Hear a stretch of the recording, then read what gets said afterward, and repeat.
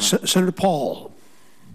Secretary Chu, thank you for coming today. As you know, we're in the midst of a great recession with 12 million people out of work. I'm very concerned about 1,200 jobs in particular, though, that are in Paducah, Kentucky. They work for a nuclear enrichment plant there that's been in operation for many years. Over 50 years, we've accumulated 40,000 cylinders of uranium waste. It's sitting on the ground. Something has to be done with it. These are 14-ton canisters of uranium.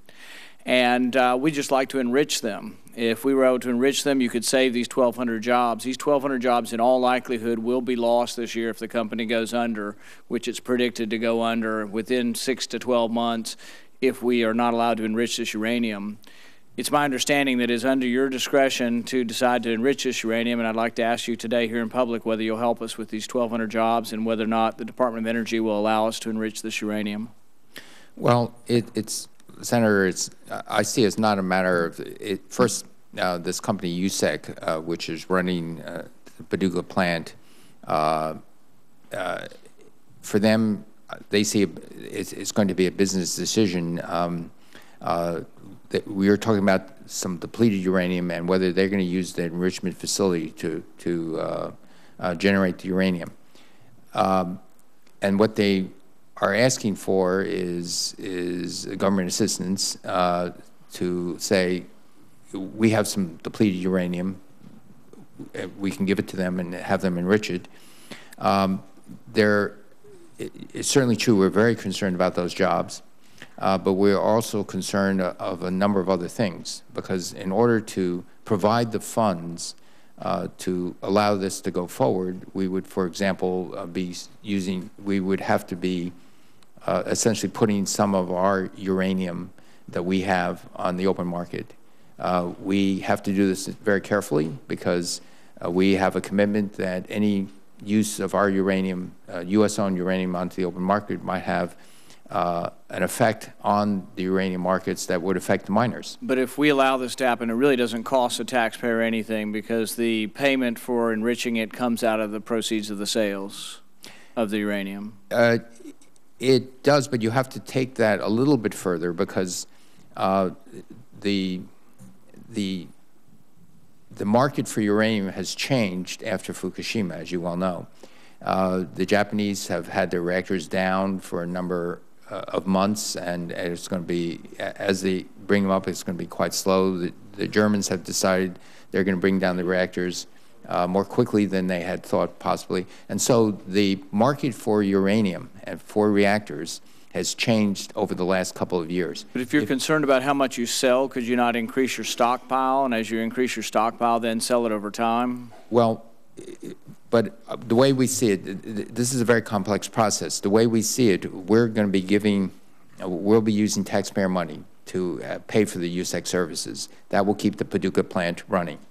In the end, if there's let's just suppose there's a glut in the market of uranium. You've got to separate uranium. The value is not as high because right.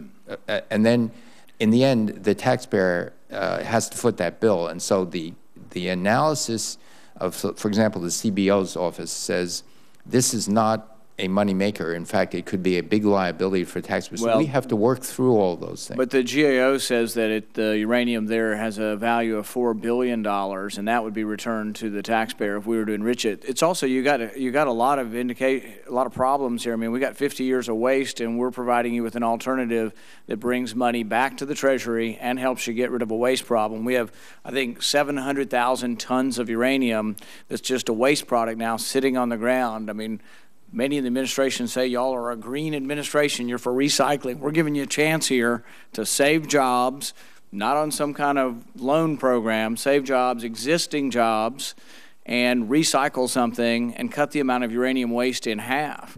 I mean, these are all problems we face. If we do nothing, and I believe you have the power to save these jobs, and this is on you. I mean, basically, these 1,200 jobs are yours to save if you choose to save them. But if you don't, it's going to cost the taxpayer. It's $100 million a year to put things into cold storage there. It's also $100 million a year because someone has to guard that uranium. The surveillance costs all come out of the company now. So I think this is a win-win situation for the taxpayer. As you know, I'm not a big fan of expending new taxpayer dollars. dollars.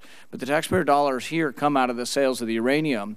If we were to temporarily raise the limit, which I think you're allowed to do also under law, that's under your discretion, we're talking about 1% of the world market. I don't think we're talking about affecting the price in a significant degree if we were allowed to do that. Well, just very quickly in closing, first, the GAO report came out several years ago, before Fukushima. And so there was a sea change, quite candidly, in prospects for the demand of uranium because of Fukushima, because of the German decision, because of the slower startup of the Japanese. We're still trying to figure out what, to what extent they're going to be starting all their reactors. So I would be a little surprised, very surprised, if their analysis of 3 years ago would be the same as their analysis. There's a brand new one, June 13, 2011, nuclear material. DOE's depleted uranium tails could be a source of revenue for the government, and that's one still talking $4 billion worth of well, profit. I'd be happy, spend some time, we're happy to meet with you, as I've indicated in the letter. But I just wanted to be said for the record that these 1,200 jobs are 1,200 jobs that you could save with a stroke of the pen if you choose to do so. This isn't $500 million or billions of dollars being spent on something where we might get jobs and we haven't. We've lost it. These are 1,200 existing jobs in a long-standing nuclear trade. There are defense considerations for why we have to enrich uranium. Uranium's not a purely open market. We don't sell it to just anybody. There are strict controls on this market.